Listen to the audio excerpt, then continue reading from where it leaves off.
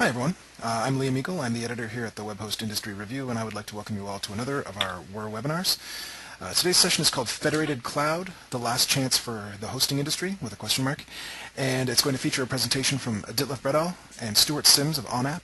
It's going to be sort of a continuation of the really well-received presentation that Ditlev made last month at HostingCon.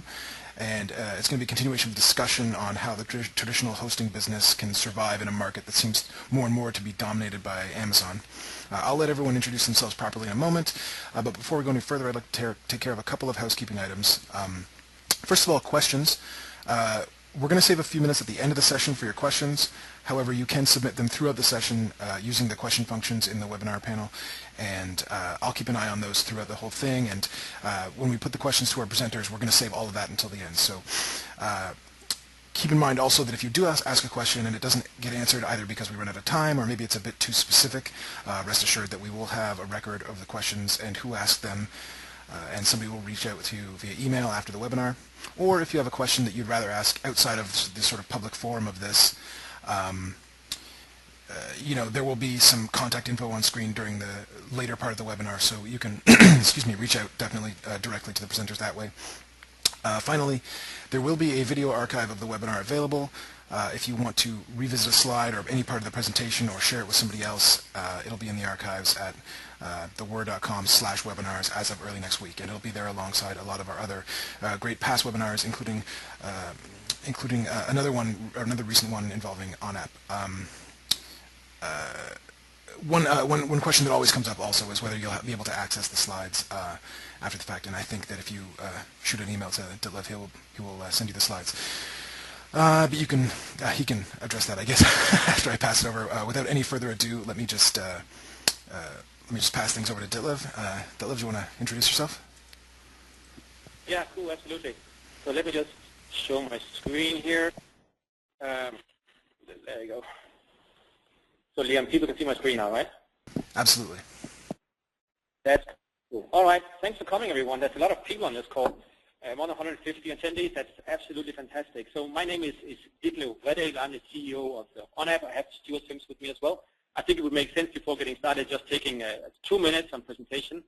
Yeah, so I'm the CEO of OnApp, obviously, and I've been running OnApp now for 2-3 years. Seems like 20-30 years. I can't remember doing anything else ever. But prior to running OnApp, I've been in the hosting business for 10-15 years or something like that. I started my first hosting business back in '96.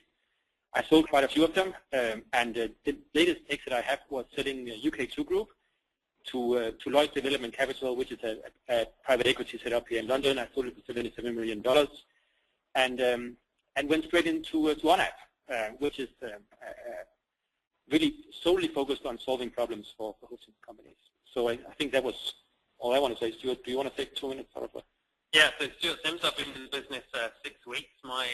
My job is to really drive the Federation business. My experience of hosting prior to this was at Rackspace, where I ran our international cloud business, where we doubled our customer base with that cloud product that we launched within 6 months. I was also heavily involved in our OpenStack investment and resources for the international business and said a lot of the marketing globally. So very familiar with open source as well. Cool. All right, so why don't we jump into it. Being a Dane, as you can probably hear from my goofy accent, I love Lego. I also like Star Wars, so I tend to explain everything a little bit complicated using those two things. So I will use these small Lego figures whenever I have a chance to. And in this presentation, I've had a lot of chances, so you will see quite a few of them. Anyway, before jumping in and talking about this cloud stuff, I wanted to take 2 minutes. I tend to do this when I give presentations, and just outline what I mean when I talk about cloud. Because God knows, you're 150 people here. If I ask each of you, I'll probably get 1,500 explanations as to what cloud is. So I wanted to start by talking about, whenever I say cloud from here on, I actually mean infrastructure as a service. So if you take the 3 layers, you have the software as a service, which is what you know from Salesforce, and you have the platform as a service, which is what you know from Force.com. And then you have the infrastructure as a service, which is at least what Amazon was, and what Rackspace to some extent is, and then what most of the OnApp clients are doing. Yeah, so with that out of the way, I'll just take 1 minute on OnApp. As mentioned, we are a software business that enables service providers to offer cloud, CDN, and now also storage products to their clients. So we've got more than 1,000 deployments, and I would say that 95% of them are within hosting companies, managed service providers, and telcos. The majority of our clients are running cloud. Some of them are running cloud and CDN, and finally we have the first two guys now starting to run our distributed storage platform. I always say that what we really do is help service providers stay profitable and competitive. So what does that actually mean? And that's what we are talking about today. So as I said before, I've been in the industry for 15 years or so, and what I really want to talk about today is all the challenges I've seen, and the headaches I've been through, the problems I've had to solve, and sort of put the holy grail of hosting into perspective, because that's the whole federation that we will be talking about today, at least from our perspective. So I'll start by outlining the sort of 3 hosting headaches I've had since starting in this business, I will actually start from the back, because the most recent one, and by far from my perspective, the most serious headache that we all have in the industry is Amazon. And whenever I talk about Amazon, I put this little guy up here. To me, he's representing Amazon very well. I would sort of outline the hosting market first, and maybe spend a little bit of time on why Amazon have been doing so well, and why it doesn't really make sense that they are. Seriously, it's around the infrastructure as a service market is around $3 billion or so last year, and Amazon is sitting on around 1.58 or so, with 80 million of that being. And it's pretty surprising actually, because if you look at their uptime, I mean, try to do a search on Twitter for Amazon and you'll find one downtime notice after the other. They had, like, in their San Diego data center last month, they had like 2 6-hour out times or something like that. Their support is questionable a bit to be honest. If I ran my hosting businesses that I've been running in the past with the support level of Amazon, I probably wouldn't stay in business for very long. They're very expensive, and actually more importantly, they have a linear cost structure, which basically means that there is no inherent discount structure that makes it cheaper the more you buy. No, the structure and the pricing is pretty much the same no matter how much you buy from them. And the funny thing is they have hardly done any marketing, and yet they are now sitting on pretty much half of the infrastructure as a service business. Their UI is everything but user-friendly. It almost requires you to be a hardcore developer to deploy anything within Amazon. That is why businesses like Brightscale and CloudKick and Scalar and guys like that are doing so well, because they've built a platform on top of the poor UI that Amazon represents. And it's very hard to move in and out of as well. So the entry barriers and exit barriers are extremely high, because everything tends to be integrated with their APIs. So even with all of these factors here, they are by far the market leader, and they're growing like 70% a year. Yes. Well, from our perspective, they really have 3 things going for them. So with all this in mind, all those things I mentioned before, why are they doing so well? Well, I think it's to do with scale, it's to do with the geographical reach, and it's to do with the product breadth that they're sitting on. I'll go through these one by one. But what's common for them is that for each of you guys, the 150 people on this call, most of you probably run hosting businesses. And when it comes to the scale, the geographical reach, and the product breadth, none of you are able to compete with them. You may have fantastic scale. You may have a data center with 100,000 square feet. But if you have that, then the chances of you also having geographical reach and also having a fantastic product breadth is actually fairly limited. So Amazon, from our perspective, are the only company currently, perhaps shared to some extent with software, but Amazon is by far the ones that have proven able to have all of these 3 things in the same business offering. I'll start with the scale. Now, back in UK2 Group, when I ran that, from time to time I had clients coming to me asking for perhaps 500 servers or 1,000 servers or so. My business was around $50 million of revenue or so, and which makes me, it was a fairly large business I ran. We had 20,000 servers or so across our business line. But yet, if someone came to me and wanted to buy 5,000 servers or 500 servers, I typically had to ask for at least 3 years contract in return, because otherwise I wouldn't have any security of in terms of return on investment. And it would be a lot of money for me to put down. I was a bootstrap business. I was debt-free. I owned all my hardware, had nothing leased. So for me to supply 1,000 servers to anyone would be really straining on me. And you know what? That's the case for most of the hosting businesses out there, even the big ones. Now, Amazon, you can go and buy 1,000 servers. You can probably get them within half an hour or shorter, and you can give them back the hour after. And Amazon wouldn't care about it because they have an immense scale behind them. CapEx is simply not a concern for them. So from my perspective, that's one of the reasons they're doing so well. Another thing is the geographical reach. So Amazon is in 9 data centers now. They tend to open up a new one every quarter. They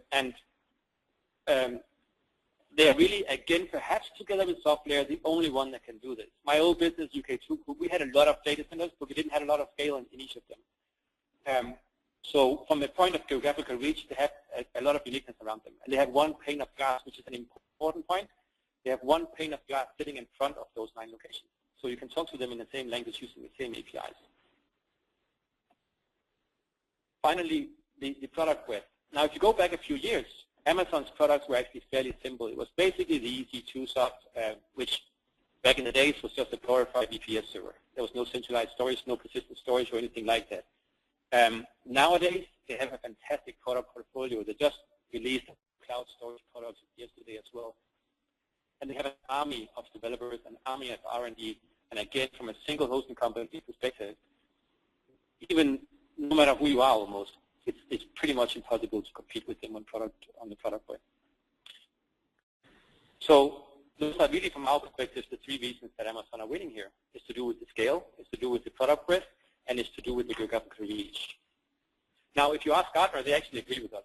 This is the Magic Quadrant from Gartner. It's from December 2011. So fairly recent.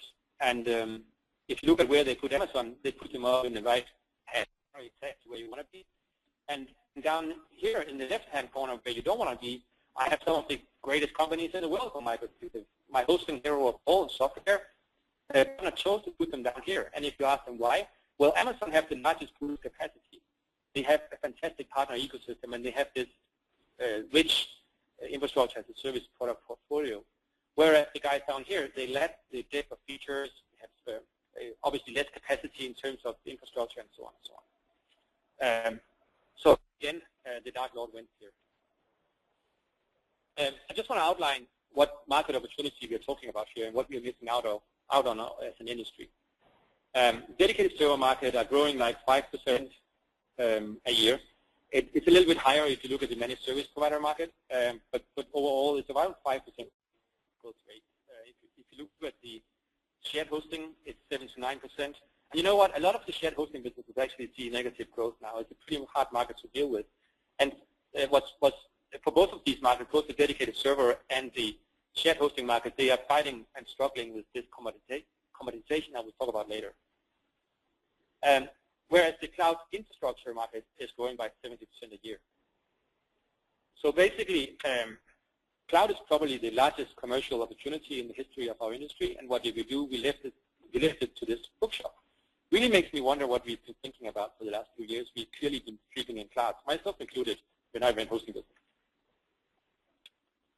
Now, the second problem, the second headache I faced again and again back in my life as a hoster was the constant transparency and commoditization of the industry. It's really getting worse and worse. It's like every hosting company is selling pretty much the same thing. And what the infrastructure as a service does for you is taking away all the goodwill, all the support know-how, and all the things that you've built up in the last decade of running your hosting business, and boiling it down to a price per gigabyte or per CPU hour. And it's really a tough situation to be in. And it's very hard for you to compete if you don't have the scale and the CapEx available to get a proper pricing on your infrastructure. So being commoditized, I think, is probably something you all tried. I mean, if you look at in the early days of the industry, it was pretty cool just to sell domain names. But now, if you buy onnet.com from GoDaddy or if you buy it from 1&1, you know what? Onnet.com is probably the same domain. So it's pretty hard to fight that transparency, to be decommoditized, and to start offering services on base products that are not exactly the same as all the competitors. And for me, that really a hard point. And what happens then is that when all the products are the same, well, you really have two things to focus on. You can either lower your price, so sell the same product as everyone else, or lower or increase your CPAs, which is basically your marketing. So this is what happens is that you either are left with decreased prices and hence your margin, or to increase your marketing. It's like a binary business model, really. It's basically a question of having two levers. One is price, another is marketing, and you don't want to pull any of those levers. It hurts you as a business owner in both cases. So people ask me, all right, Dilo, so I'm doing the same thing as the one-on-ones and the GoDaddies out there. You know what, my campaigns, my pricing, my affiliate payouts, my staffing, my support level is on par or better than everyone else. So why on earth am I not seeing the same level of success as the other guys? Well, I normally call it where is Waldo marketing, because you know what, this is what a hosting client looks at. When he wants to go buy hosting and you are Waldo, it's pretty hard to find you. Actually, I will find Waldo. Oh, here he is. This is Waldo. And it took me like the whole day to find you, right? Imagine if you're a hosting client, and this is the market you're looking at, because pretty much all the products that you guys are offering, to some extent, there's full transparency across them, and they are more or less the same. So being commoditized, from my perspective, is one of the major headaches. Now, the third point of headache, from my perspective, is the CapEx. I mentioned it a little bit before when it came to the scale question, that it's quite hard to break through and to deal with all the CapEx associated with powering your infrastructure as a service provider business, especially if you're totally bootstrapped, if you don't have any VC money sitting on board, or if you decided not to lease your hardware. Nowadays, getting financing from banks and from leasing companies is pretty hard as well. You basically want double security on everything. So yeah, also when it comes to the R&D, if you don't have that army of developers that the likes of Amazon are sitting on, it's really hard for you to compete in this setup. So yeah, sort of summarizing here, we are sitting with the three main problems. One is very concrete, and it's basically the attack of Amazon, the dark law of the bookshop. It's the total transparency and the fact that you're all getting commoditized on a daily basis. And then finally, is the CapEx associated with it. So what to do? And that's basically the second part of this webinar from our point of view. I hope you guys have a lot of questions and you want to dig into this. But Stuart, what can we do about this? So what to do? We're under threat. We've got to be able to act. Where do we look for help and support in this time of need? So the Holy Grail. What is the Holy Grail for us? Well, think of this as this presentation is really a call to action. It's really a rallying call for us to really work together and start to cooperate. And this has happened in other industries. Some have massively consolidated, where less than 10% of the vendors have ever survived. Or in some industries like dairy and shipping, you've seen thrive and succeed with a multitude of providers continuing to exist and be successful with unique and differentiated offerings. So what is the Holy Grail of hosting? Well, really, it's federation. It's teaming up. It's looking at your competitors as friends, thinking of them as to how are they going to help you in developing your business and maintaining your market share. How do you share the commodity part of your business, but then trade your intellectual property globally to really help each other succeed? And then really addressing the three things: the scale, the geographical reach, breadth, but with no CapEx concerns to worry about to enable you to be able to do that. So really what we're looking for is building a common network or set of resources that can be traded globally and using the force by the looks of it.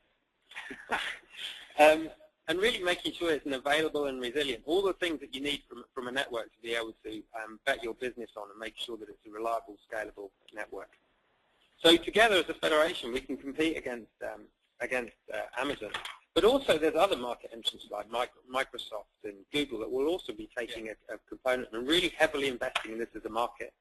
So although we're kind of consumed with Amazon as being the key threat, there's also other major companies that are also making inroads and investing to make sure they take a piece of this.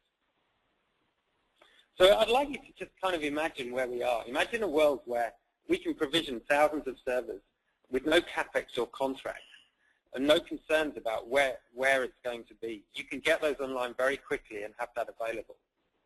So imagine you're 150 people on this call.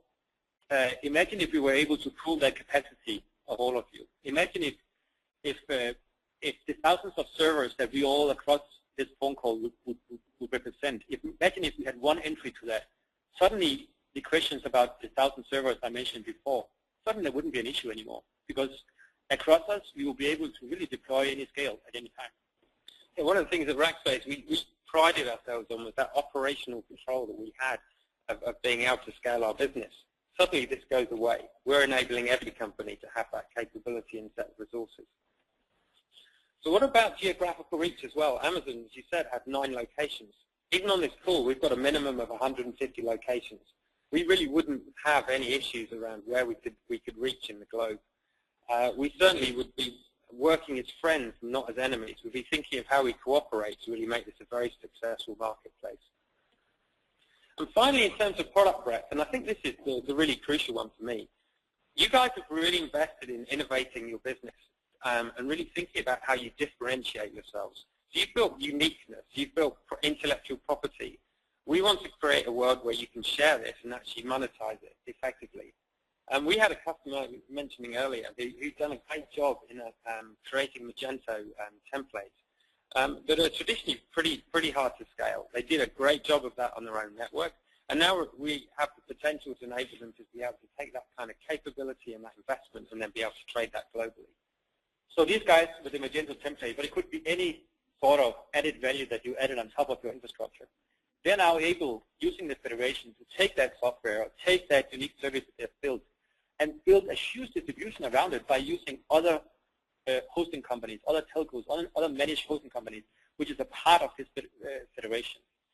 So ideally, there would be a way for all of you to share all the intellectual property that you've built on top of the business with everyone else. By doing that, you obviously get a share of the upside of the people that would be selling and distributing your services. So it's totally a win-win kind of situation.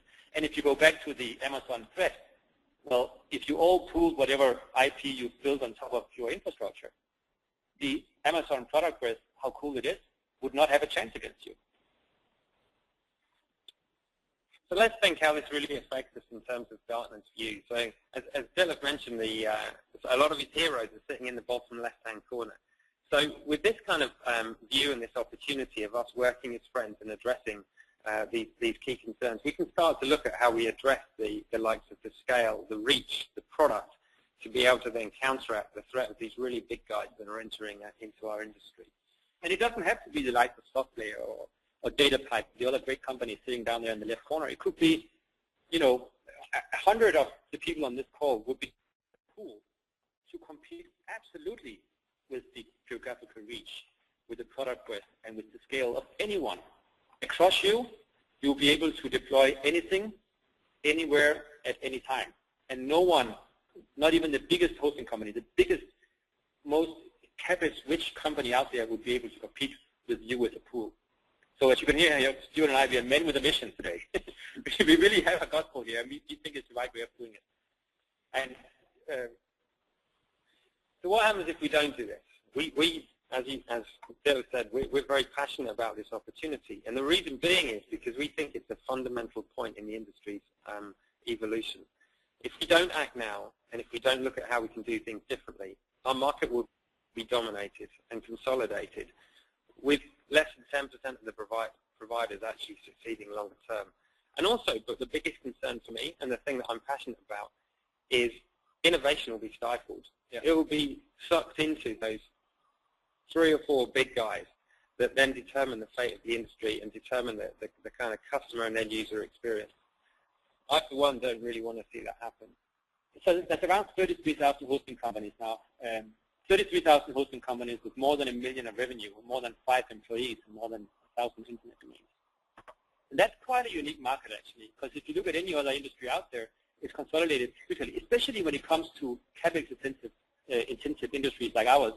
It's typically consolidated a long time ago. But we've been able to, by adding unique features on top of each of our companies, to actually keep this industry as diverse as it is. But with the latest PE, private equity interest in the business, and with the latest large entries like Microsoft, and Google, and obviously Amazon, it's getting harder and harder.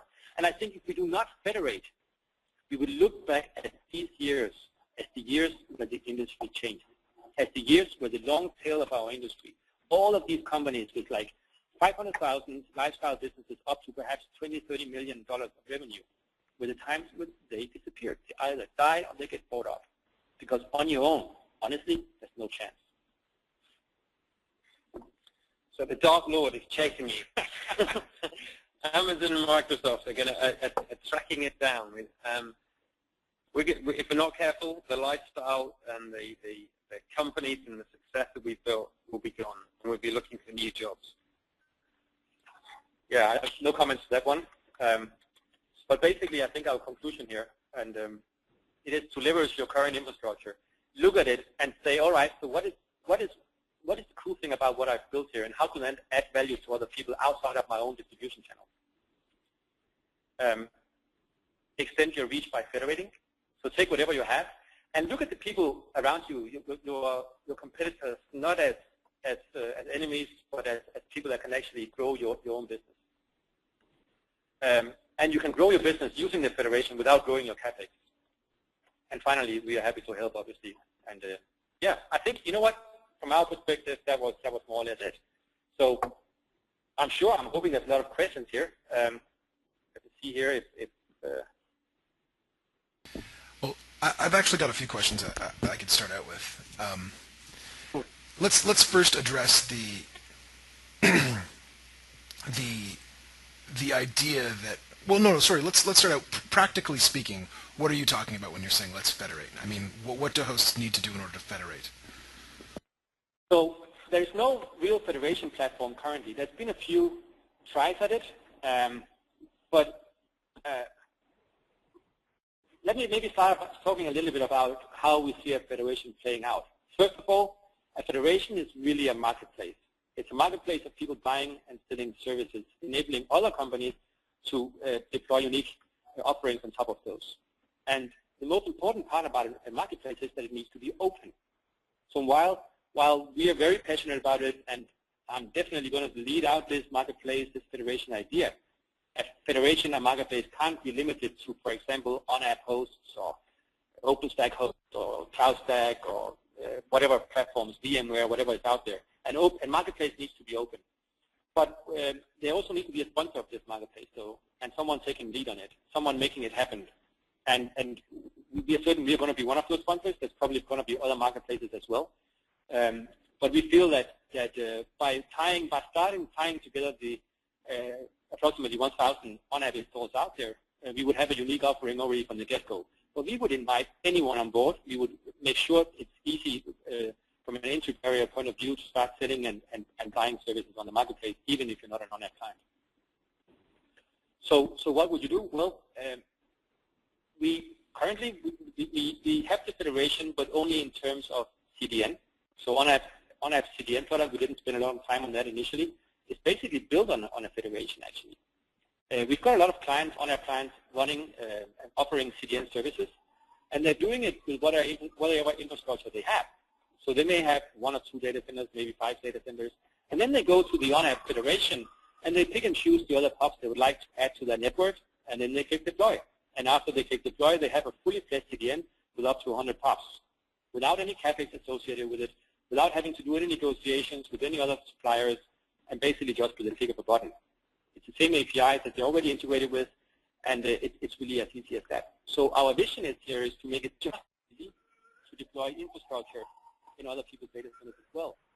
So our first step was the CDN, bandwidth basically. Our second step will be the remaining part of the infrastructure sitting in the data center. I don't know whether that makes sense, Liam.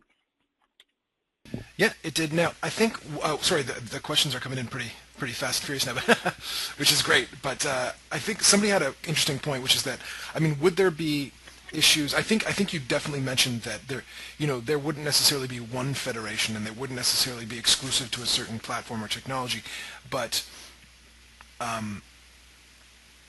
would there be sort of issues of policy related to a certain marketplace or a certain, what you might refer to as a federation?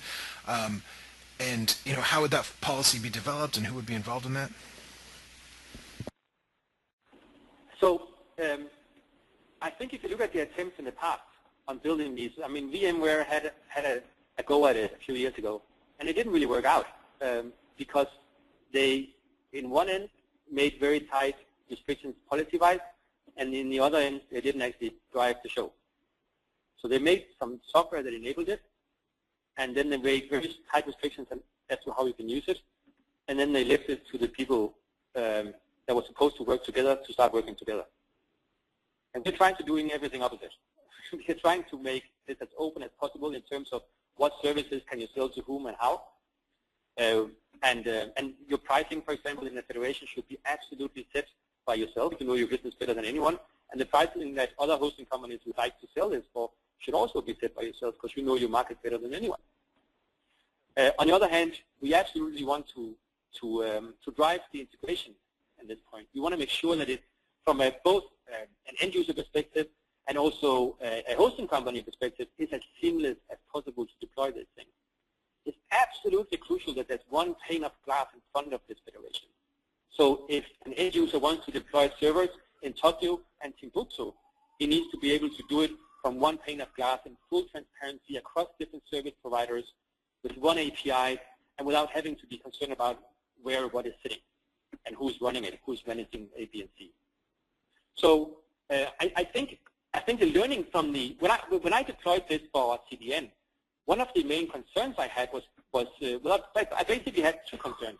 One concern was, would I be able to convince hosting companies to give away part of their unmonetized infrastructure without knowing what it would actually be used for? Because normally when you run a data center, you know exactly, or to some extent, you have a good idea about what's running inside each of the servers that you have rented out to clients. But obviously, if you put it in a federation, you probably won't have any direct interaction with the people buying it because there will be a mediator, a broker, or a marketplace sitting in the middle.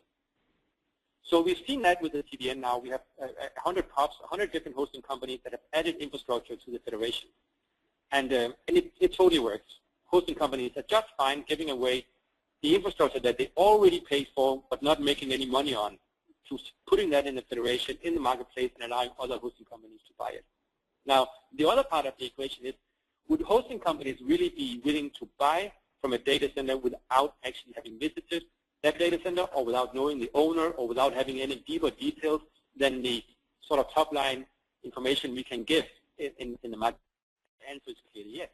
We have a lot of participations. We have thousands of dollars going through the marketplace every single day from hosting companies buying into infrastructure that they don't even know anything about. They have no idea where it is. They have no idea who's running it, and so on and so on.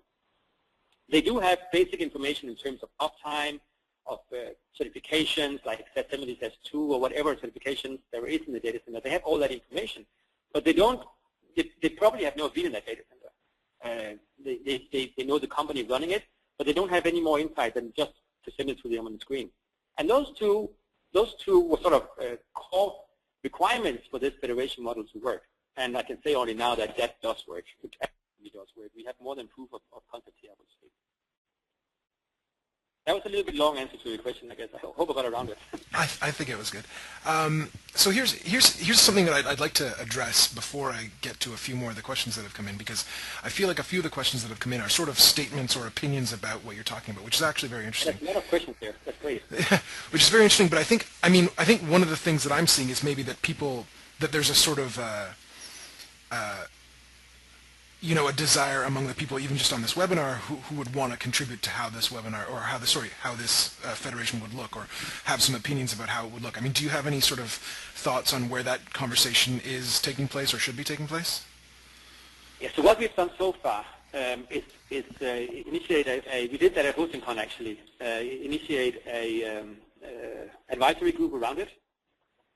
We've got a bunch of large, in this case, it's on-app clients, right? Guys like Pier 1 were in it, eApps, UK2 Group. A lot of clients were sitting here, and we discussed this with them to hear whether it would make sense to them, whether they were feeling it was competitive to their core business. To some extent, I can understand if they did, and whether it would be attractive for them to be part of it.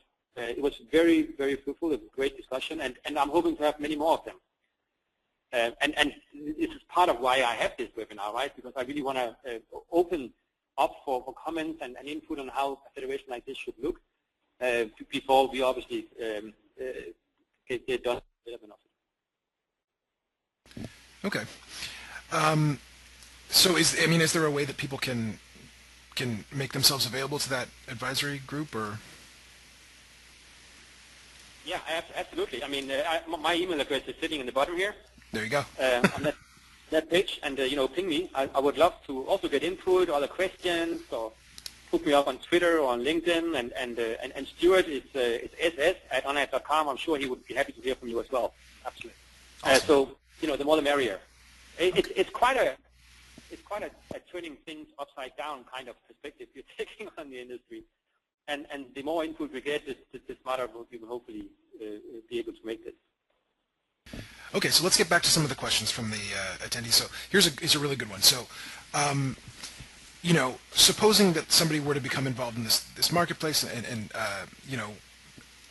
how could a service provider trust that their reputation wouldn't be damaged by stability and security issues that would crop up via another service provider involved in this federation? So I hate to ask you, but could you repeat the question? Yeah, no worries. So I guess the question is, how could a service provider who is contributing to the federation be concerned that, or how can they be assured that their reputation might not be damaged by the performance or the security issues at another piece of the federation? Yeah, so we thought a lot about this, and there's two set of information that, at least in the ONAD Federation, there's two sets of information that we will present to buyers. There's a set of objective information and a set of subjective information. So the objective information is us, as the sponsor of the federation, you can say, will go in and monitor all the hardware that the supplier to the marketplace have listed in the marketplace. So we would keep track of uptime. In all the history that we have known to this hardware, we will keep track of the uptime. We will do ping times from 14 locations. So you would be, before you buy this, you'll be able to see the ping times from 14 different locations worldwide. We would also have listed topologies, so the network topology, including, for example, like specifications of the SAN that is running. Is this an open source cheap SAN, or is this like a NetApp enterprise SAN, or is it branded hardware? And all that sort of objective information would be listed. So from that perspective, you would actually be an informed buyer. Now, on top of that, there's a whole bunch of, and I think this is even more important, subjective information, because all the other guys that have bought from this supplier in the marketplace will be able to leave reviews and comments. So if you buy from a certain supplier and you're not happy with the result, hopefully, and this is the power of a marketplace, right? Hopefully you go in there, you leave your comment, and you let know in a proper manner, obviously, you let know why this didn't work out for you, what sort of complaints you have, and where perhaps you felt that the shortcomings of the service were. So actually, for the first time ever, there is now a generation of informed hosting buyers. Now, if, for example, when I ran my hosting companies, and if a retailer came to me and asked, so Dietler, how's your hosting? I would say it's fantastic. Though the retailer would have to trust me, because there wouldn't be any informed marketplaces. There wouldn't be anywhere where he can get a truthful look into how my service really is. If you look at any of the top 10 websites, review sites, on all those guys, they're all fake. All of you 150 people know that it's the guy paying most money that gets listed highest on the review site. Now, in this case, in a true federation, there will be a whole bunch of objective information and a whole bunch of subjective information that will be actually creating this generation of informed buyers. And I think that's quite powerful. It's a very powerful part of the federation, the way I see it. Does that make sense? Yeah. So what about members of the federation or a service provider who would consider contributing resources to this pool? How could they do it with the faith that, or how could they get around the issue that they would require them to have some faith that those resources are going to start making money for them? So the way we've seen it in the CDN business is actually pretty cool. First of all, if you look at, again, any of you guys sitting on this call, you probably have a utilization rate of your infrastructure, if you run your own data centers, up probably maximum 60–70%, which means that you have perhaps CDRs in your bandwidth that you're not meeting. You have probably servers sitting around that you had sold once, but you're waiting for someone else to take them over after the client churned. You probably have power commitments in the data centers that you're paying for but not meeting. So you have unmonetized infrastructure. In my old business, I had around 65% of utilization rate across my data centers. And I ran a pretty effective business. So first of all, we will be tapping, the federation will be tapping into the remaining part of your infrastructure, that part that you're paying for, either in terms of depreciation or in terms of commitments, but not getting any money for.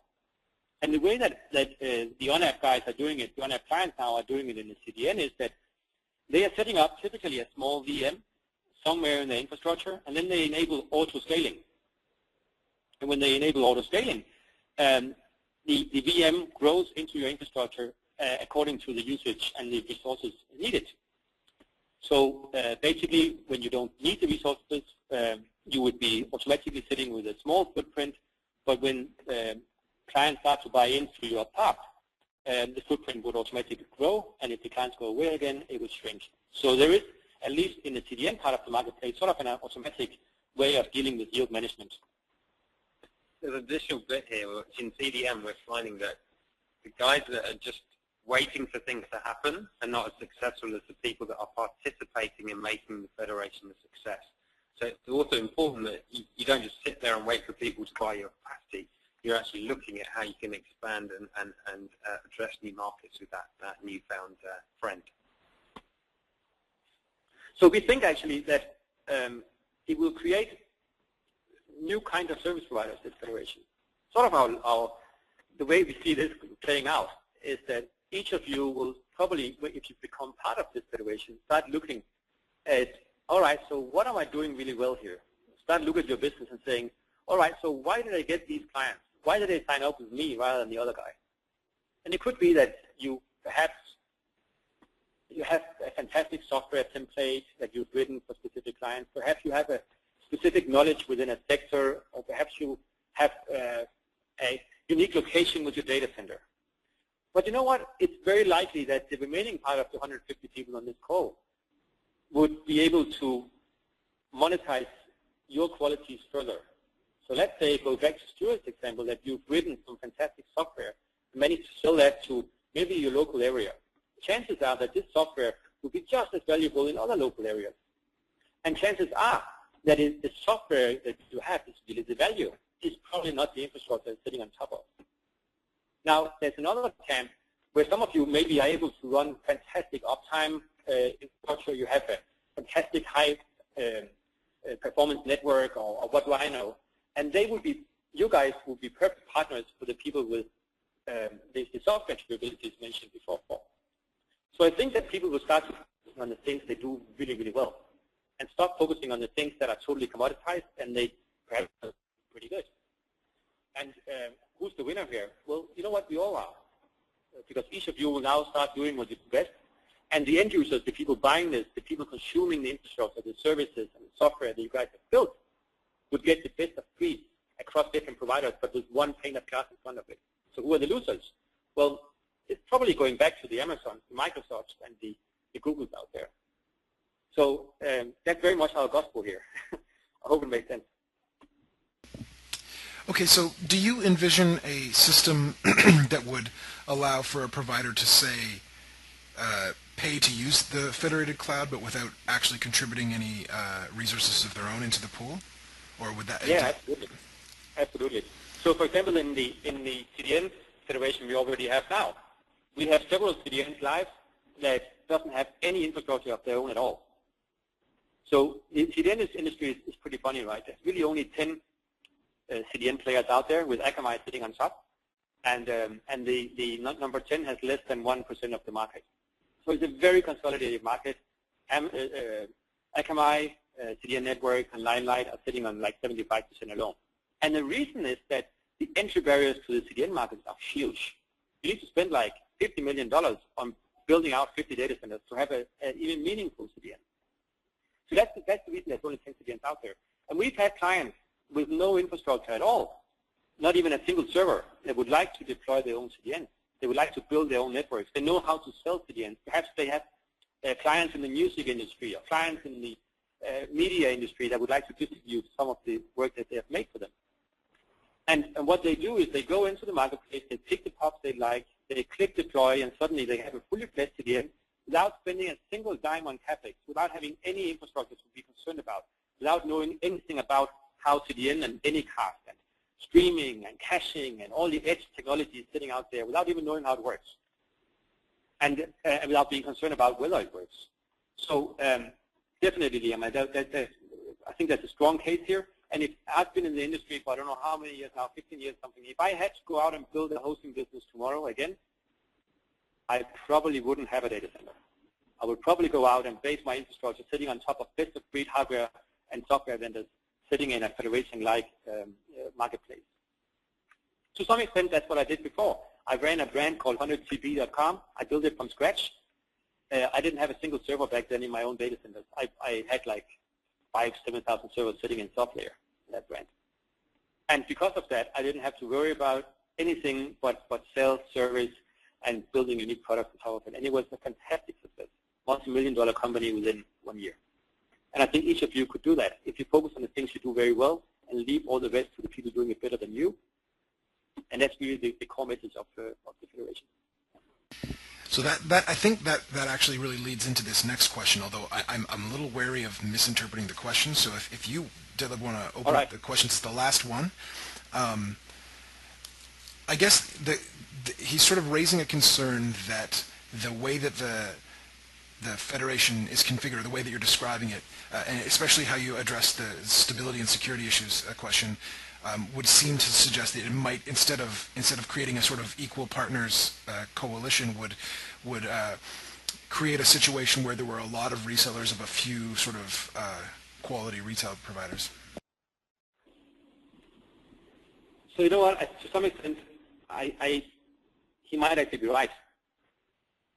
He might be right that down the line, with a true transparency in a marketplace, how many suppliers do you need in, say,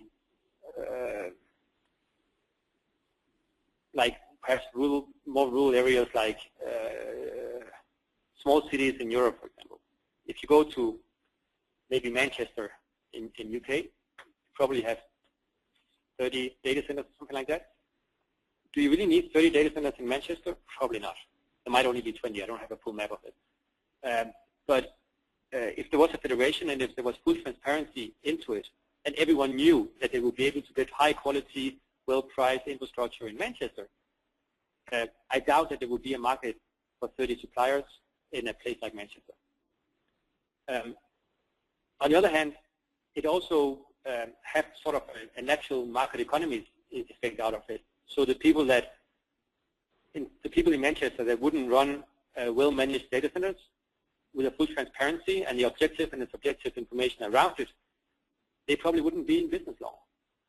So the downside here, coming back to that actually, is that if you have a poorly managed infrastructure, if you have a poorly managed support, if you have a poorly managed software or add-on services on top of your setup, and if you're trying to monetize that in an objective marketplace, you'll have a really hard time.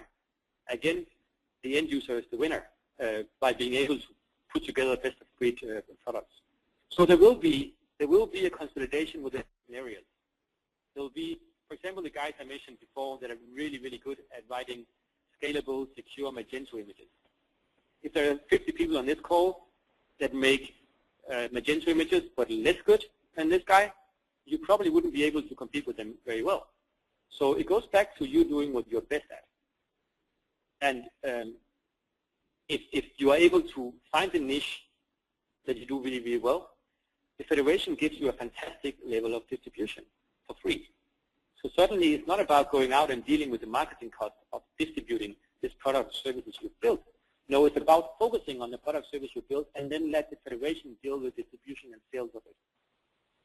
I think as a hosting company, if I put that hat on, like the hat I've been wearing for 15 years, I think that's quite a fantastic opportunity for most of us. So in the sense that everybody who contributes to the Federation is then consuming the resources and selling the resources to their customers, is there a need to market the Federation or the marketplace as means of acquiring resources, and if so, um, to whom does that duty fall?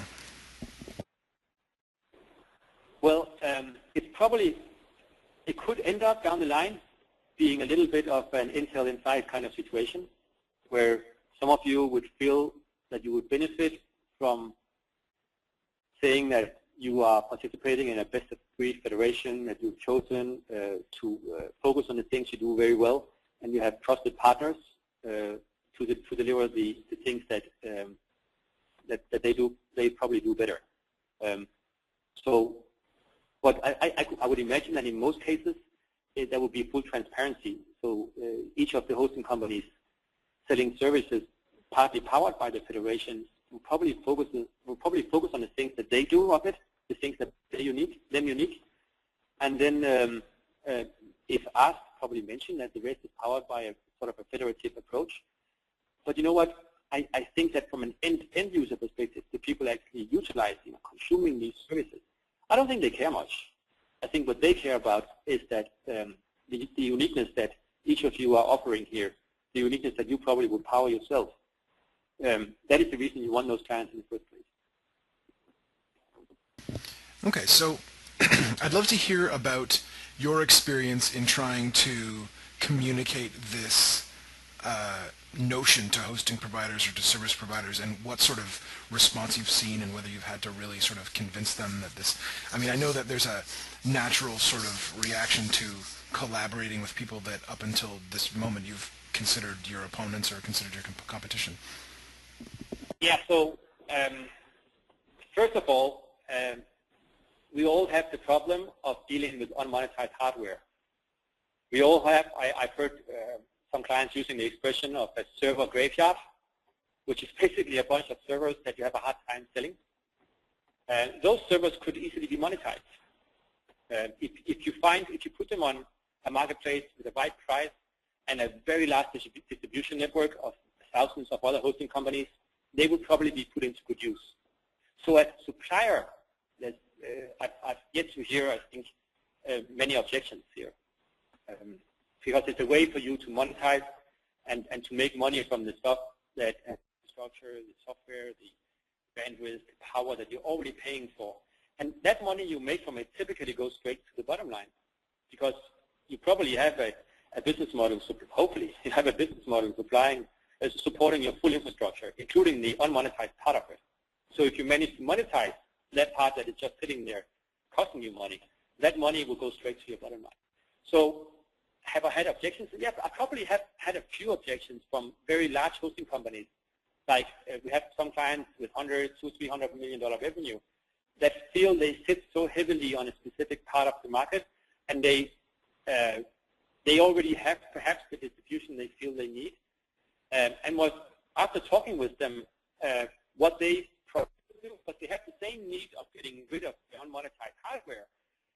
What they would probably do is actually launch secondary brands, so they wouldn't feel a cannibalization in the marketplace, but they would launch secondary brands and put that in the marketplace, not using their own brands for when they sell it. That way, the infrastructure would be up there. They will be able to offer the infrastructure at a low cost without feeling a cannibalization of their core business. I feel personally it's not the right way of doing this. I also feel that down the line, a marketplace, a true marketplace, the consumer will always win. And if someone is not entering with a clean and truthful approach, I don't think that's a long-term view on it. But that's just my personal view on it. I think from my point of view, there's a number of the discussions that I have is global versus local. There are going to be 5 super data centers that serve the world's digital economy. I fundamentally don't believe that. I think similar to the way that power stations have had to become closer to where the need and the consumption is, they'll be the same with computing as this develops. So the example of 20 data centers in Manchester is relevant because data will have to be local to be performant. And I think that's going to be crucial in the long-term survival of this.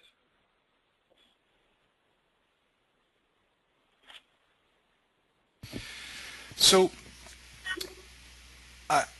I think we're getting really close to the end, and I think that there's a few people who've had some really great suggestions, and I would really, I mean, I'll remind you all that I do think that there are, or sorry, I will remind you all that if your question doesn't get addressed, we will have a record of it, and I'm sure you will hear back about it. There's a few people that I would say you definitely should email Ditlev and just sort of get involved in the conversation, because I think you've got a lot of great points. Yeah, I have to say, I'm looking at the questions here. I'm amazed by the insight and interest here. It's you guys are smart cookies. I mean, there's a lot of good questions. So I'll say the two questions that I think that we should address before we finish here are: one, are there limits to this sort of the size, or does this benefit big companies more than it benefits small companies, or does it actually benefit small companies more than it benefits big companies? Let's start with that. So what we have, first a point about how we've done it currently. And this is not how it's going to end up. But what we've done currently is that, a federation is like, I think when I studied economy, it was called like a butterfly model, because you have on one wing you have the supply, on the other wing you have the demand. And there needs to be some sort of equilibrium between the two. There needs to be a balance between the supply and the demand. So in our federation, the one we have live now, running our CDM business, we actually have waiting lists of people that would like to join it. But there's no point for us to have 10 pubs in London if we don't have enough demand to fill up those pubs. So what we've done so far is actually limit the access to the supply side of the federation. We want to make sure that everyone that participates in the federation makes meaningful money out of this. So we've limited the supply side. Obviously, from a demand side, anyone can go in and start building services on top of the participants in the federation. There's no limits there whatsoever. Now, that's just now because we're building it. And to my knowledge, we are the only guys building it. And at least the only guys with a meaningful implementation of it. And we're hoping that this will spread far beyond the reach of ONAP. And by then, you would have to let it loose. You would have to let the marketplace control itself, and to make sure that anyone can offer and utilize the services in it. So to answer your questions very specifically, currently there is actually a limit, but the limit has more to do with the service or the location that you offer the service in than it's to do with the identity of your company or the size of your company or the type of the company or whatsoever. So yeah, so just much more specifically, so the sort of infrastructure cloud federation as you envision it, is that something where small hosts can contribute and can benefit? I think actually up front, I think the smaller guys will have the largest benefit from this. I think we see some of the most creative solutions built by, 1-2-man companies sitting in the basement in Bratislava. They have come up with a fantastic product, a fantastic offering, built on really advanced technologies. They're fantastic developers, they're innovative, but they have a really hard time going to market because they don't have the market knowledge. You know what, maybe they don't even speak English, and it's hard for them to build this offering that they have into an international offering, something that could be serviced out of US or Europe or wherever. Now, if they had a federative distribution network, they would take this fantastic offering they have and they would enable every other hosting company participating on the demand side in the federation to actually start selling the services they've built. So here we have maybe 2 guys sitting in the basement in Bratislava, having built something, maybe a Node.js technology or fantastic image based on some new cloud technology, or what do I know. In the past, pre-federation, they've had to go out and dig up every single client they had. They had to work on marketing themselves. They had to deal with the CPA and the transparency concerns that I mentioned prior in this presentation. Now they have to focus on building the best possible product and then letting the federation deal with the distribution. And I think that really makes sense. And I think the smaller guys, if they focus, and I keep on saying this because I think that's the key part here, if they focus on what they do best, find something that they're really, really good at, and build a competitive edge around it, and only focus on that, then they have a fantastic chance here to go in and make a lot of money from it. So I think if you are a huge company, or actually if you are like a mid-size, and with that I mean probably double the size of my whole business, so like a $100 million company, you might have a harder time getting full value out of this than if you are a $1-2 million company. Stuart, is that what you mean as well? I agree. I think there's three kind of different. This marketplace is going to develop differently. You're going to care about the location, the uniqueness, and the way that you differentiate. What are you bringing to that to the federation to make it a success? So I do believe location is going to become more and more important. Okay, so we're just a minute or two past the hour, but I think we've got a lot of good questions. So I think we'll go with one more question and sort of wrap it up on this note, which I think really addresses sort of the sort of final question that's hanging in the balance here is this something that you're building, and how, or is this just sort of an idea that you're working toward, or you're looking for insight into what could be built? Basically, people who are on this call are excited about these ideas. What do they do? Is it just a matter of like go start using on-app tools, or is it like, you know, let's contribute to the building of this future thing? Oh, let me just say up front that whatever you're doing, use on-app, right? You definitely use on-app for whatever you're thinking. Now, with that being said, the federation is live. We have the CDN Federation. It's been live for almost a year now, and it's doing really, really well. We have a lot of on-app clients actually making more money from selling spare capacity they already paid for. They make more money from that than they actually pay on-app, which is a funny situation because we used to send them an invoice every month. Now we send them a check every month. It's a little bit odd. So yeah, I mean, the CDN Federation is there. And the reason for bringing Stuart on board, stealing him from Rackspace, is to take the concept, all our learnings from the CDN Federation, and spread them out across the remaining part of your infrastructure. So taking the methodologies that we have in terms of marketplace billing and how the money flows across them, how to make sure that there is security concerns are addressed across this, and so on. And that's what we're doing now. And when is this live? Well, I think already within the next sort of 4 to 6 months, which I know for me seems like forever. But within the next 4 to 6 months, we'll start to see the first initiatives outside of CDN here. No pressure, Stuart? Yes, I did. Well, I think that's a great note to wrap things up on. Again, just quickly remind everyone that if you did submit a question that didn't get answered, I think tons of them came in at sort of the exact same time, so we may have missed a question or two here or there. We're also kind of out of time, so if there is a question you submitted that didn't get answered, you can rest assured that you'll hear something. Also, you know, those of you who have sort of ideas and thoughts about this, I would encourage you to get in touch with Ditlev, because he seems to be pretty interested in discussing them. I'd like to thank. Go ahead. Right. Sorry. I'd like to thank everyone who came out and attended the webinar today. I think thanks to everyone who submitted questions. I think this is probably the best webinar we've done in terms of just the interaction with the attendees. So I think that was great. And I'd like to thank, of course, Ditlev and Stuart for some pretty great insight into one of the, the big challenges facing service providers today, and a pretty cool project around addressing that. So thanks again, and have a great day, everyone. Obviously, we want to thank you as well, and thanks for all the great questions. And please don't be a stranger. Contact us with questions, comments, critiques, anything.